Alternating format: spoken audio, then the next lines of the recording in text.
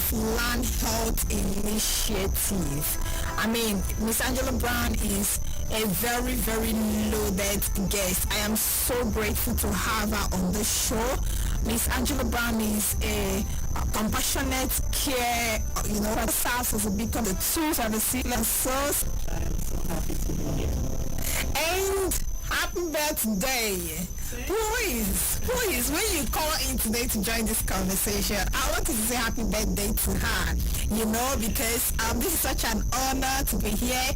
It just reveals the passion that drives her, around mental health. Thank you so much for being here and for doing this with as much as I can, So, first of all, we're talking about depression, we're talking about anxiety, and every time we talk about depression and anxiety, there is one or two or three persons who don't still understand what is even this depression that you people are talking about, right? Or without giving them heads up, this is what we're talking about, this is what it means. So I like you to give a educated, don't want to be serious thing. So, experience of it, in Thank you so much, Dinma. So handle disorder causities. Really, that's what it is. If you are feeling really bad about, you don't have any interest in doing anything, you don't understand, and it's really, really bad clinical depression, which at that time you coping skills so that you can actually live your life. Most people are depressed and then snap out of it, but some people can't. And when you find yourself not able to snap out of it, that's a problem. Talk about it and get some help. It's nothing to be ashamed of. It's nothing to laugh at, and it's nothing to stigmatize. All of us have gone through it, whether it's bullying or that sadness, and then that is clinical depression. That's perfect. Thank you so much. So talking about the fact that every one of us have gone through, probably one depressive episode, and then I give people the statistics that 1 in 4 persons suffers a mental disorder, and then I just know the disorder who is going through one thing or another or the other, and one of those things a person. And that brings us to our conversation, depression. So I know one time this teenage boy has been trying to talk to me about his depression and what he's been going through in the household, which of course will have a lot of parents that will listen to this and say, why will my child go through depression or anything like that? In the next 3 days, in the way that I could, by a simple as, what do you think that for this particular one, of course, we're going to come to parents too, but I'm wanting us to start with children. I'm going to give you another vibe, anxiety and depression. And how much impact do you think that parents can have on the children in terms of family issues? So, that is a very good Nigeria, for instance. As parents, we go through what is called the African parent syndrome. And that African parent syndrome is good, but it's also bad in a way. Most parents are not close to something. You don't have a life, you don't have a voice. It's all about what I say, you're in my house, or that you obey the rules or face the consequences. Yes. Parents don't really a parent-child bonding, but a fear. And most parents think, okay, I'm bonding with my child because they don't say nothing, they obey everything I tell them. But that's not the way, because children have voices as well. You need to be close to your child because he might be having a genetic problem, which makes him prone to be going through verbal abuse from you as a parent. He may be going through gaslighting, he may be going through all kinds of stuff, and you don't recognize it because you don't even know what's wrong. Basically, you can't give what you do in front of the children. They know. No matter their age. They feel these things because your emotional body language is the strongest. Communicates kids all the time without hearing their voice, or you guys are always arguing, or there's other issues going on, maybe poverty, poor management, money, or chronic diseases. Some people, like a parent might have diabetes. The other one feels overwhelmed because they're having to beat you for no reason because they're frustrated and depressed. So with all of that, we need to recognize those signs. Parents I really urge parents, because if you don't bond with your child will bond with somebody else. Yes. And that person they bond with might not be the right person. Yes. So you need to talk to them. You need to eliminate all fear. Don't let your child look at you as a punishment person or a punishment supplier. No, let them look at you as a person who understands, as someone to go to, as a parent. A parent and a child bond is so special and so magnificent that you can't lose that. You can't have a parent and a fearing bond where your child can't even do. Bond with your child. And it's not too late. You know, when your child is talking to you, tell them, I hear you, baby. These are the let them know that. Exactly. But don't authoritatively put it on them that they have to do it. Because they won't. Exactly. They'll tell you, yeah, and they go and do something else. Yes. Okay, you're telling the daughter, don't follow that boy. You're not telling her why. Choose them. You know, so we really need to, the very first thing we need to do is start bonding with our children and be open with our children and eliminate the fear in our children. And then parents bickering all the time, hitting themselves, he's probably going to grow up to be just like one of the parents. Either a subservient, either one that doesn't do a lot or one that does the most. So one of them, they're going to pick it up. So you really have to be careful. If you're going to bring the child into this world, then you really need to know how to manage your child. So that's my take on that. Yeah, thank you so much. That is so packed up, and I mean everything that you just say brings up a different set of you mentioned a partner probably getting overwhelmed while having to take care of another partner. Yes. And this is a legit thing that happens in families. There are some partners in the family who've been sick for so long, and the other person is overwhelmed, and probably this person starts acting up. The both are vulnerable to depression. Am I right? Very right, yes. Okay, so what happens? Where do we draw the line? What can you tell people like this? Because the sick person is pressured, the person who is taking care of the other partner is pressured, every other person is looking, probably the siblings of the person who is sick is looking very well. Or why not taking care of our brother? The line. We should draw the line so that the both people have some sort of balance and avoid depression at some point. So basically, when it comes that is prolonged, there is something called communication. I think both people need to understand that. You, the caregiver, might actually ask somebody, please help me, I need a break. But you find out that a lot of families don't, because they don't know how to express what they're feeling. So you find out that the caregiver is burnt out, not able to give what she needs to give to the person being cared for. Exactly. The person being cared for is now suffering because the caregiver is not able to give them what they need. But the caregiver can communicate, use your words, and tell maybe your neighbors, can you please just watch him for 1 hour, let me get a break, or involve the children, or involve other family members or friends, because so 3 hours to just go away and heal herself, and then come back and be able to face her duties. Even the person being cared for needs also time to breathe as well, so they can actually get time, maybe step out of the house, do the things they want to do, put them outside or take them for a walk or something. All those things are called self-care, and they help you so that you don't feel so overwhelmed and you don't start taking it out on the little kids you have or people around you. So it's all about getting help, and if it's a lot, try some counseling. That helps. But our people are not aware of counseling. Exactly. They really, please stigmatize against counseling. There's nothing better. Yes. So I urge everybody, somebody or doing something.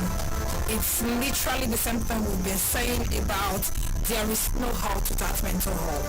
Both mental health and physical health goes hand in hand.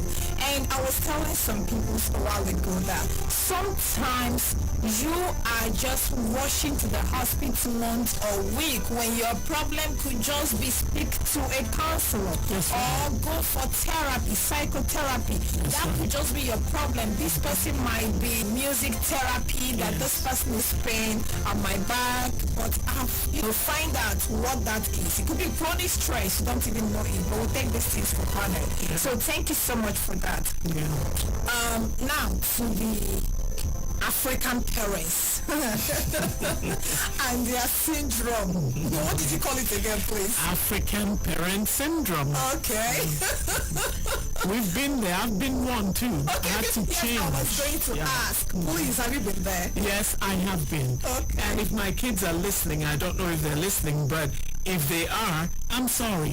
I really am. Because I have been there in a strong home. You're going to be a nurse. And that's your thoughts are not valued. So we grew up like that. And for me, I thought, okay, that's the way it's going to be. And be a Homeland Security person. And I'm like, why? No, but I want you to be a lawyer or a doctor. Yes, so I had to actually learn. I had to unlearn that behavior and relearn the behavior. And that has actually gotten me closer to my kids, and that has actually gotten them telling me, Mommy, you know what, we really appreciate you, and thank you. You know, so most parents, I'm not saying do not punish your kids. No. All I'm saying is be close to your kids. Hear their views. It matters. Take that into consideration and then give them pointers. You're the adults, but make them understand. It's not by force. It's by making them understand that this is this, showing them the consequences. Because Gen Z, you do not tell them what to do. Show them you're doing it. So you cannot be a mom that is always hitting people and getting upset and then tell your daughter, don't hit people, don't get upset. It's not, God doesn't like it like that or whatever. But you're doing just that. So, you know, be the change you want to see. Right here, right? I hope you can see it. You can hear it. If you are watching, you can see it. If you can hear me, you can now, of course, hear it. So please keep, because we are doing some sort of baptism. Okay, so now parents, let's give you all some time. Because we know parents get depressed over its planned patterns. Things are not going the way that they planned it, either for themselves, for their children, for their siblings.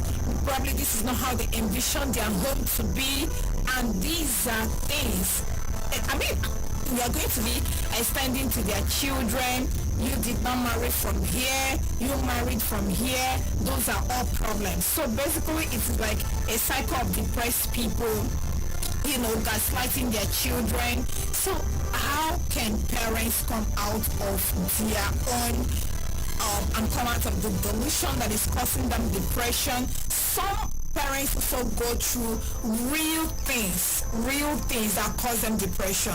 Why some of them are just a matter of unplanned family patterns. You know, it could be marriage, wealth, education, environmental health. You're playing football, you know, you're just doing all of those shows. Ladies and gentlemen, I'm not saying that my parents are saying this about me, but I'm just giving examples. Approach those things. What's the recommendation for how they can approach this? Well, basically, you know, life is very fluid, which in terms of going as career changes, whatever it is, it's because of family concerns. Sometimes we do things because of societal pressures. Sometimes we do things because of self-inflicted pressure. And regardless of what it is, somebody may be like, okay, yeah, I met this guy, he's rich, so I'm going to marry him. And then he's beating you every day. He's not giving you the money that you saw a vision, and then you're having problems instead from a doctor. It could be that some people are just prone to depression because of genetic makeup. Some people are also prone to depression because of changes around them, like wars, like, other things, like societal issues. Maybe she was robbed, now she's penning. So whatever you find yourself in, whatever situation, it still boils down to you have to get help to be able to cope. Okay? Sometimes people don't even know what is wrong with them. Exactly. They don't even know how to start. They know something is wrong, but because they don't know. So the best advice I will say is go to counseling. Talk to somebody, because it entails that you will be able to help you deal with what you're going through. But it boils down to that communication. If you can't talk to a counselor, find a friend, sometimes even a stranger. Find a family member, but find somebody that is very objective, not a yes member, not somebody that actually doesn't like you and will give you the bad advice. And you know it who likes you too much. Yes, or someone who likes you too much and won't be honest as well. So you need to really, really focus on coping, talking to someone, and healing. Sometimes it's past experiences and you're getting triggers. It may be that you were robbed, and all of a sudden when you're climbing on the bus, you just get panicked and angry for no reason because you were robbed at a bus stop. So get to the bottom of what is going on and get help for it and start healing. No matter what happened in the past. So that's my advice. Syndrome, what can you solve? Do you think that's children to 35 or your daughter, your son has children, mine don't? So do you think that children should be compassionate to their parents when it comes to those things? And do you think that in being compassionate, everybody needs to be compassionate with each other, bond, okay? But also, while that respect is respect of children, parents, you need to know that your children's values, their thoughts count, and also children's. But I admit, it's of no consequence. That's your daughter's life. She's old enough, let her live her life. All you can do at that time is support. The best education, but she's doing so much to do that. You need to have some respect. You need to be compassionate. You can't be asking for so much. No reason, respect. So yes, both sides need compassion, empathy, and respect. You understand? But I don't think one has to respect more and then you over-compromise yourself just to make your parents happy. Because at the end of the day, you're unhappy. And your parents really don't want you unhappy. So it's all about that same communication for your parents to understand, hey, Mom, I really don't want to get married. I'm focused on my career. I've been hurt several times. I'm dating. If it leads to that, fine. If it doesn't, accept it and be happy for me. I don't want the pressure. Married with grandkids doesn't mean all of them might end up being in jail. Yes. Okay? So don't worry about it. People have different paths in life, and you really cannot determine what path is chosen for you. But what you can determine is to encourage people to go with what their path is. Even if you don't like it, you can never expect someone to be who you want them to be. Everybody's different, and you are different as well. So parents and children must take that into consideration with every decision you're making, so that you don't make the wrong decision. Experience is cheaper. Dad, okay, let's talk about expectations from siblings, from children. Monetary, financial expectations, which is if this give birth to children and the first thing on their mind is, oh, this child is going to grow up, go to school and start earning money and give back. So there is no patience.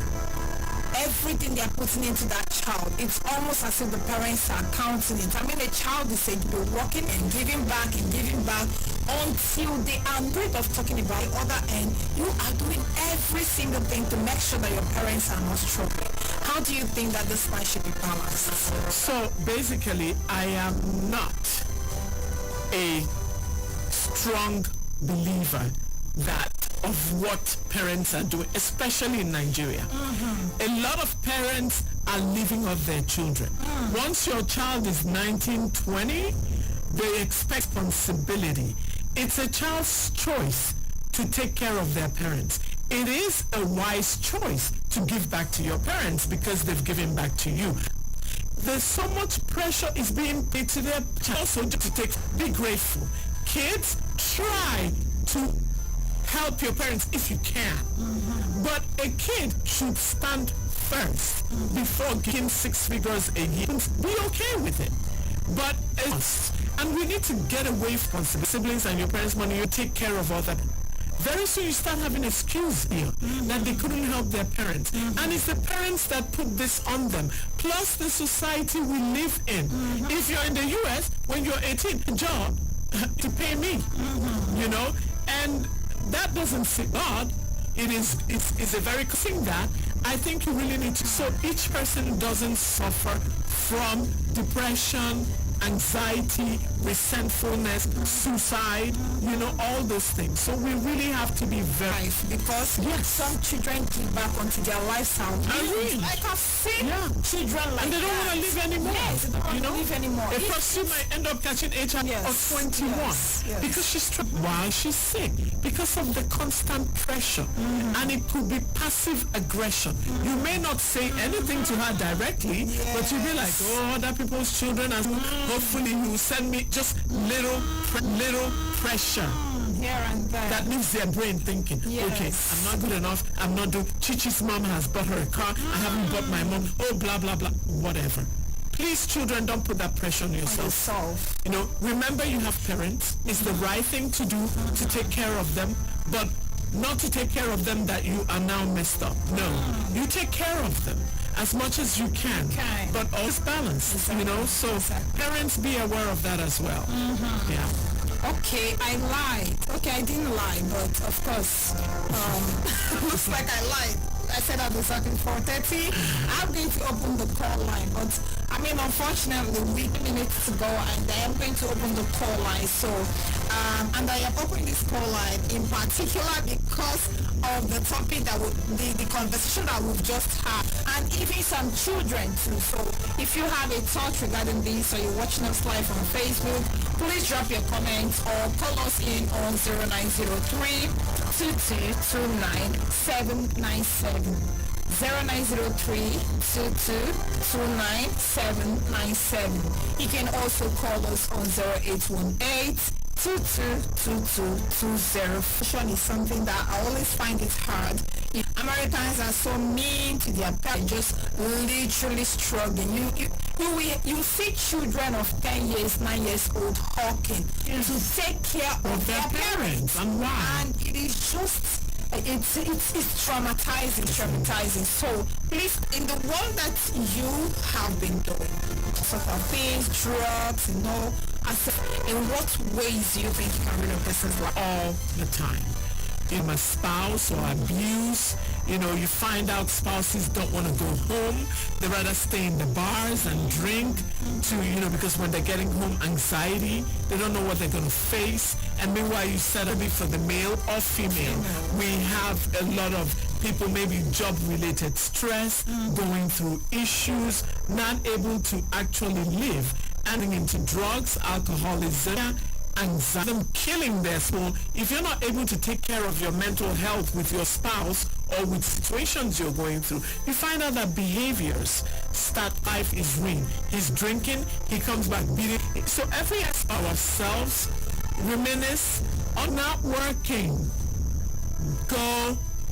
This just dropped in my mind, and I'm thinking there is probably someone who is watching. That person is a sibling to a sibling, and your sibling is married, you're not married. Your sibling has given birth to children, you have not given birth to any children. I know a woman who went to the sibling's house to go and stay. This is a younger sibling. That sibling is married. This person is this lady is older than, I think, 3 to 4 people before this last sibling, and he is married. So he went there to, you know, spend some time with them, pushed away literally, and she almost lost her life. So what can you say to pressures like that? What would be your advice to siblings who are, you know, who are experiencing unplanned family patterns or unplanned life patterns in their life. And it comes from sibling rivalry, which can lead to jealousy, which can lead to resentment, which can lead to a lot of things. It can also be from competition among kids growing up. So regardless of siblings, you guys are siblings. You have to find a comfort to be able to address your sibling if what they're doing is wrong, or you detach yourself from that environment, because being there is going to surely make you more depressed, and it can lead you to take your life, because there are a lot of things going on that you are not happy with, but you're in that situation, and it still boils down from that situation so that you can heal before you get back. It's okay to tell your sibling, look, I don't want to talk to you guys right now. I need to heal. Stay away from them for like a month or two. When you're healed and you can take care of their shenanigans, then you're ready to face them. But if you're not, and you're there, all you're doing is causing problems from yourself. And it will get to a point where you can't handle it. And then taking your life starts looking like another go. And of course, if you're listening to me, I know that you feel exactly the same way. So we're going to draw the curtain right here. Happy birthday! In sounds, but thank you so much for coming. Ladies and gentlemen, listening to me online, offline, this is North Nigeria. I'd like to see you the same time next week, Thursday, 4 p.m. to 5 p.m. Please keep this date with me.